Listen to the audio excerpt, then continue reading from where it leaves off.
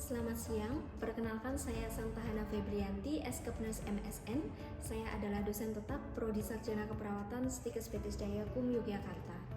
Pada kesempatan kali ini, saya akan menyampaikan rencana pembelajaran semester untuk mata kuliah yang saya ampu sesuai dengan bidang keahlian saya, yaitu mata kuliah keperawatan anak sakit kronis dan terminal. Mata kuliah ini ditujukan untuk mahasiswa semester 5 program studi sarjana keperawatan dengan kode mata kuliah KEP 21503 dengan bobot 3 SKS yang akan diberikan dalam 16 kali pertemuan tatap muka, termasuk di dalamnya ujian akhir semester. Mata kuliah keperawatan anak sakit kronis dan terminal adalah mata kuliah keahlian keperawatan yang berfokus kepada respon anak dan keluarganya pada setiap tahap perkembangan dari neonatus sampai dengan akhir masa remaja, baik dalam keadaan sakit kronis, terminal, ataupun berkebutuhan khusus. Adapun capaian pembelajaran lulusan mata kuliah ini meliputi CPL 1, CPL 2, CPL 3, CPL 4, dan CPL 5 yang telah tertuang di dalam RPS. Kemudian untuk capaian pembelajaran mata kuliah ada 3. Yang pertama, CPMK 1, memahami konsep keperawatan anak dengan penyakit kronis dan terminal dalam konteks keluarga. CPMK yang kedua, melakukan simulasi asuhan keperawatan kepada anak dan keluarga yang mengalami sakit kronis atau terminal dengan mengembangkan pola berpikir kritis, logis, dan etis, menggunakan komunikasi terapeutik dan memperhatikan aspek budaya dan menghargai sumber-sumber etnik, agama, atau faktor lain dari setiap pasien yang unik. Untuk CPMK yang ketiga, mendemonstrasikan intervensi keperawatan baik mandiri maupun kolaborasi pada anak dan keluarga dengan sakit kronis atau terminal dengan menerapkan konsep ilmu dasar keperawatan dan ilmu keperawatan dasar sesuai dengan SOP serta menerapkan prinsip traumatic care, legal, dan etis. 3 komponen utama dalam pembelajaran ini adalah delivery, interaction, dan assessment. Untuk komponen delivery, saya memberikan RPS yang dapat diakses langsung oleh mahasiswa di akun Sistem Informasi Akademik Stikes Dayakum Yogyakarta, serta presentasi interaktif yang langsung diberikan secara tatap muka untuk mendukung pemahaman mahasiswa. Pada komponen interaksi, dalam pembelajaran ini melibatkan interaksi 2 arah antara dosen dan mahasiswa yang berupa diskusi, refleksi, dan demonstrasi. Asesmen yang saya gunakan dalam mata kuliah ini mencakup asesmen formatif dan sumatif. Untuk asesmen formatif dilakukan melalui kuis, tugas, proyek kelompok, serta penilaian sikap dan keterampilan. Untuk penilaian sumatif berupa ujian akhir semester. Materi yang saya berikan menggunakan beberapa metode meliputi penayangan video, kuis, presentasi, dan demonstrasi.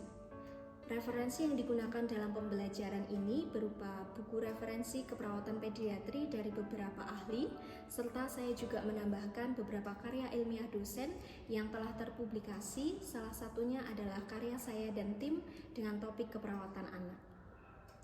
Berikut video pembelajaran saya pada mata kuliah keperawatan anak sakit kronis dan terminal untuk mahasiswa semester 5 program studi sarjana keperawatan.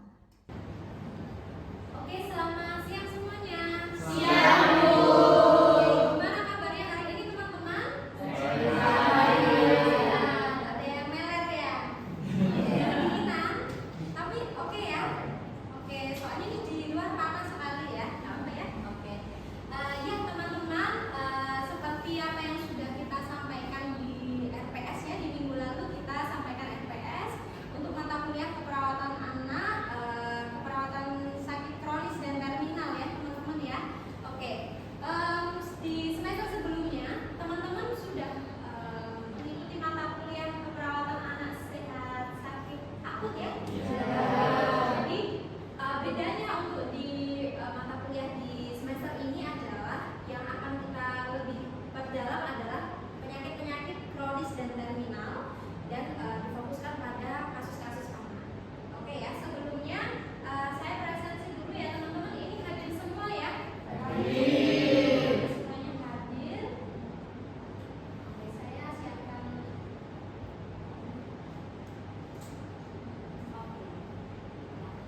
dua istilah ya teman-teman. Istilahnya adalah kronis dan terminal. Oke, kira-kira kalau mendengar dua istilah itu, teman-teman bisa menyampaikan nggak kronis itu kondisi yang seperti apa?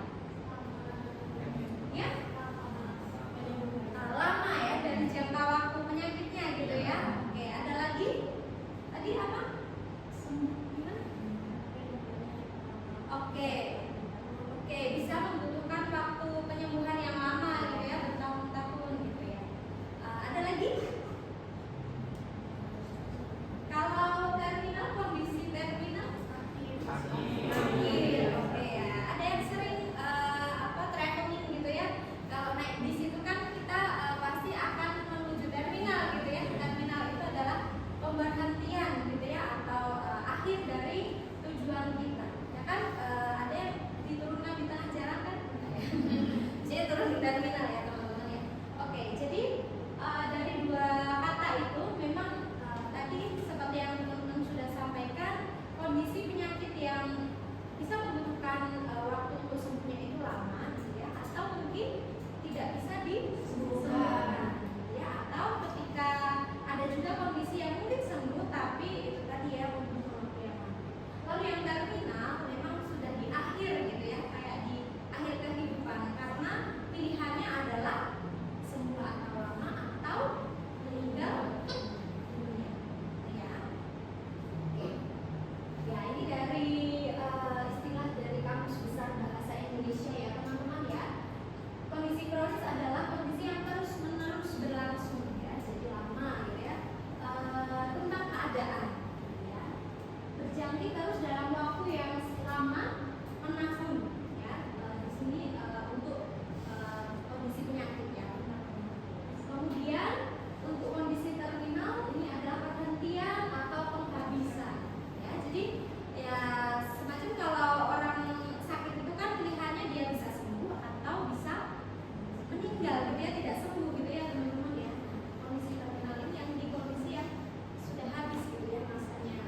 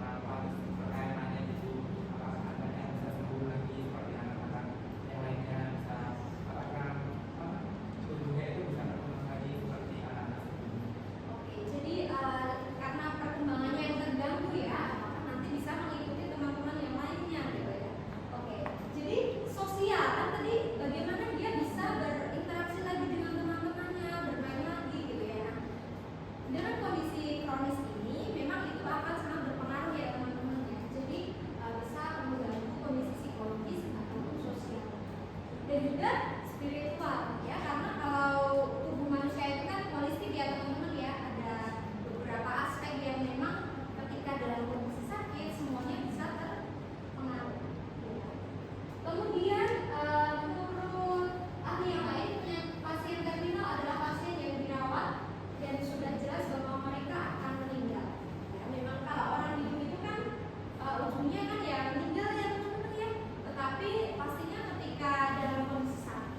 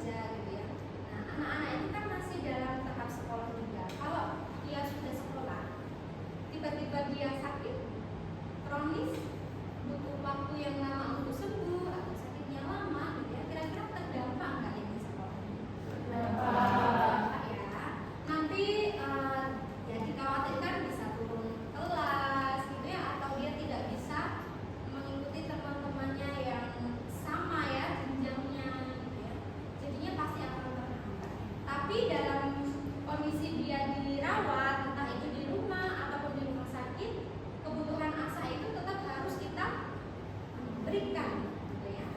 Tetap harus kita berikan ke mereka, karena mereka juga perlu tetap mengembangkan apa? Perkembangannya ya, stimulasi tumbuh kembangnya. Ya, jangan sampai dia sakit lalu dia tidak mampu mengejar kemampuan. Nah, ketika kita menemukan kondisi sakit kronis dan terminal, teman-teman, ini respon yang sangat sering terjadi ya. Pasti biasanya ini sering terjadi. Pernah mendengar teori griefnya Kubler-Ross? Pertama kali akan merasakan denial, ya, tidak percaya atau menyangkal gitu ya. Apakah benar gitu ya kondisi ini terjadi? Ini agak silau ya teman-teman ya. Tapi teman-teman hafal ya, habis itu apa? Atau marah. Jadi mempertanyakan kenapa kok ini terjadi gitu ya. Ternyata itu anak-anak ya yang mungkin tidak tahu gitu ya kenapa kok ini bisa terjadi. Kemudian bergaining ya, tawar-menawar gitu ya. Kalau di sini nanti anak kecil itu kalau aku rajin, aku bisa sembuh nggak gitu ya. Kadang kan ada tawar-menawar seperti itu. Kemudian depression ya. Sekali lagi ini tidak hanya mungkin terjadi pada anaknya saja, tetapi juga orang tua ya. Depresi, kemudian baru di paling akhir itu adalah seperti acceptance atau penerimaan. Baru bisa menerima, tapi perjalanannya cukup panjang ya, dan naik turun gitu ya, emosinya, feelingnya gitu ya. Nah, kita harus sebagai perawat gitu ya, kita juga perlu mendampingi keluarga, oke ya, dengan beradaptasi dengan kondisi sakitnya tadi, ya. Karena mau tidak mau ya itu yang terjadi ya teman-teman ya. Jadi kita memberikan support atau setidaknya hadir untuk bersama keluarga. Kemudian kita juga perlu menjelaskan maksudnya di sini adalah prognosis ya, prognosis penyakit. Jangan kita memberikan harapan juga yang terlalu tinggi gitu ya.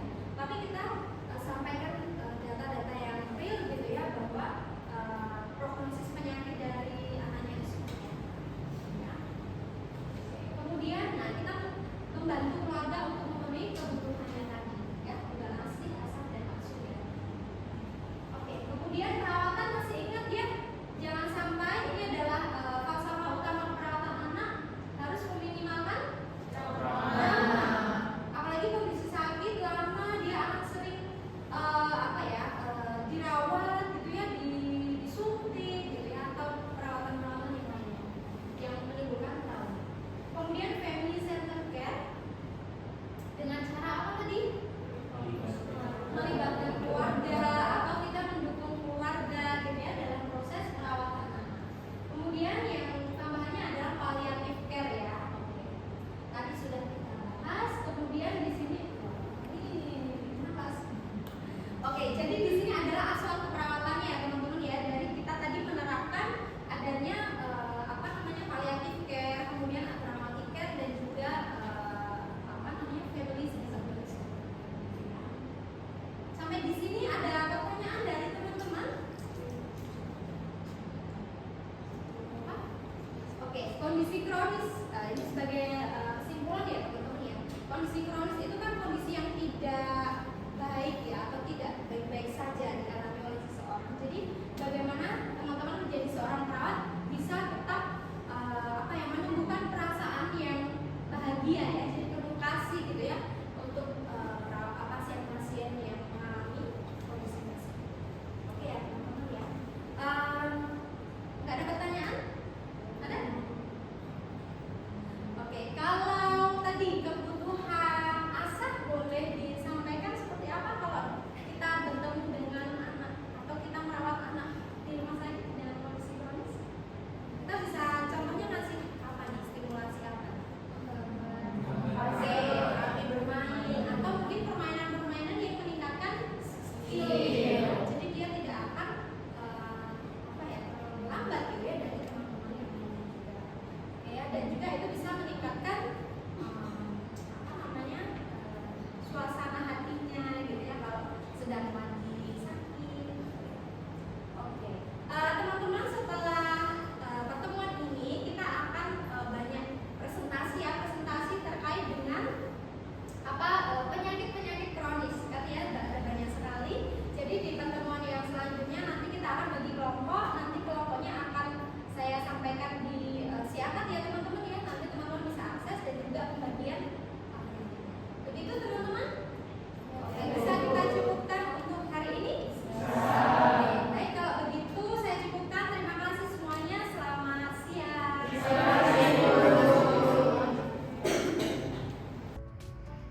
Demikian rekaman rencana pembelajaran semester dan video pembelajaran untuk mata kuliah keperawatan anak sakit kronis dan terminal.